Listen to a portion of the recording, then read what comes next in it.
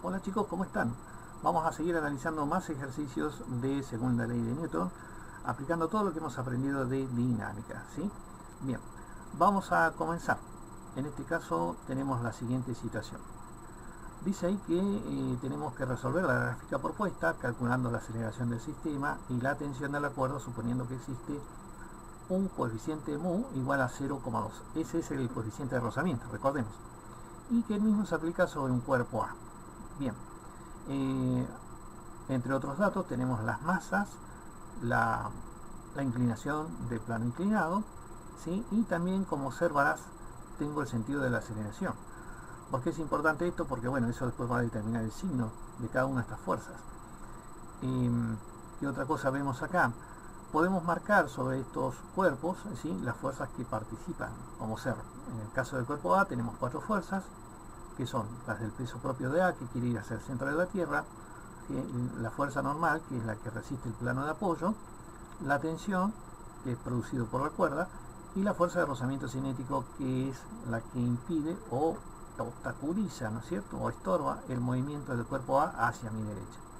Después, en el cuerpo B, ¿qué más tenemos? En el cuerpo B tenemos más fuerzas, ¿sí? Tenemos la fuerza peso del cuerpo B, que es perpendicular y busca el centro de la Tierra, y después las componentes horizontales y verticales, ¿sí?, del peso de B.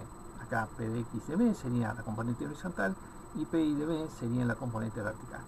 La normal, obviamente, es la fuerza que le imprime el apoyo, que se opone la componente vertical del peso del cuerpo B. Y por último, la tensión. Bien, para analizar esto de una manera más sencilla, vamos a recurrir a nuestros diagramas de cuerpo libre, ¿sí?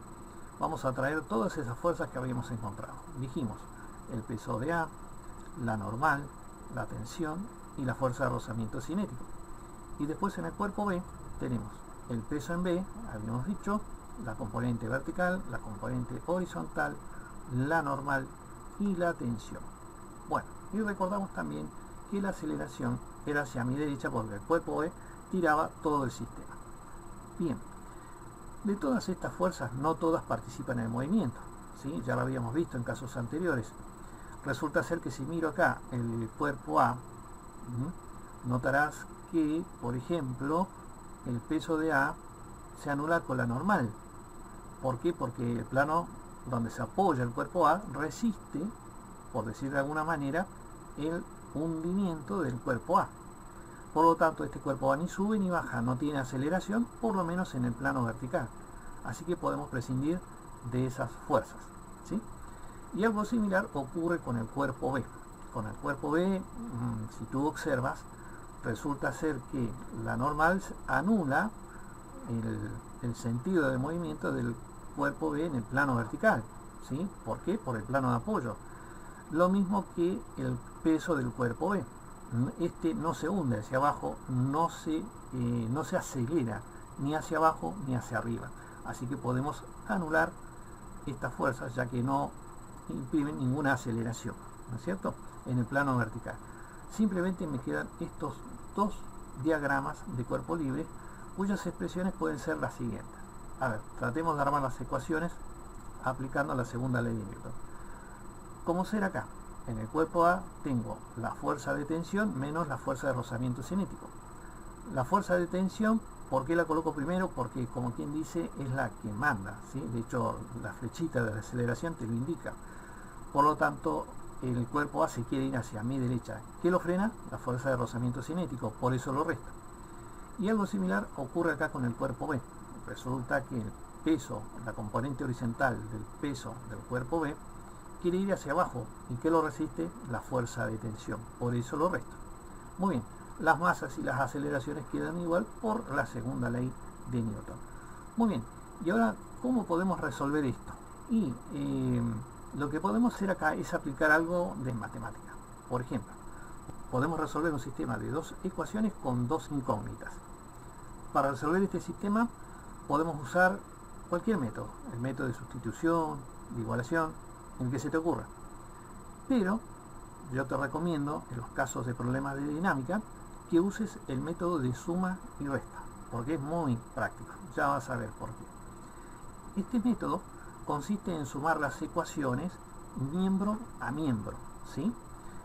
Como la tensión siempre está con signo positivo al principio en una de las ecuaciones y con signo negativo en el otro, lo podemos simplificar.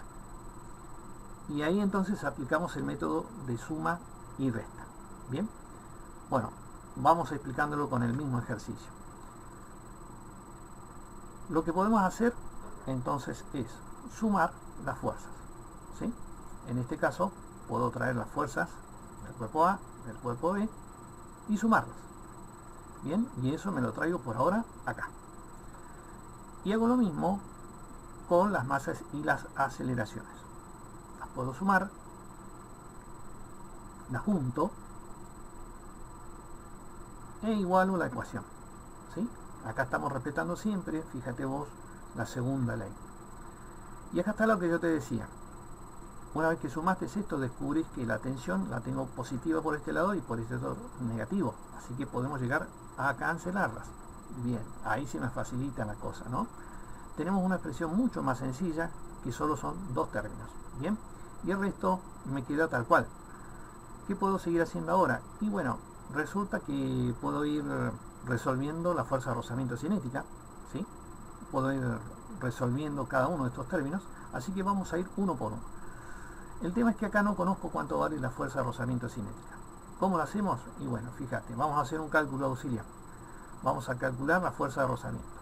¿Cómo? Y bueno, fíjate que la fuerza de rozamiento se calculaba multiplicando el peso del cuerpo por su coeficiente de rozamiento, en este caso mu, ¿sí? Y para calcular la fuerza de rozamiento del cuerpo A, tengo que saber cuánto vale el peso. Problema, no lo habíamos hecho antes. Pero lo podemos hacer ahora rapidito nomás, de acuerdo a lo que habíamos aprendido. ¿Cómo? Resulta que el peso de A es igual a la masa de A por la aceleración. Acá está fácil, no tenemos ningún ángulo, así que directamente lo multiplicamos por G. ¿Y cuánto me da esto? Bueno, dijimos que la masa de A era 8 kilos, ¿sí? Y la aceleración de la gravedad tú la conoces, 9,8. Algunos usan 10, otros usan 9,81, depende de lo que a ti te hayan enseñado. ¿Cuánto me da eso? 78,4 newton. Listo, ya sé cuánto vale el peso del cuerpo A. Y ahora, recién ahora, puedo calcular la fuerza de rozamiento cinético aplicando el coeficiente, que me da 15,68. Bien, ya encontré mi primer valor, sigo por la ecuación y resulta que ahora a este 15,68 le debo sumar la componente vertical del peso B, ¿sí? ¿Y cuánto vale? Qué problema, ¿no?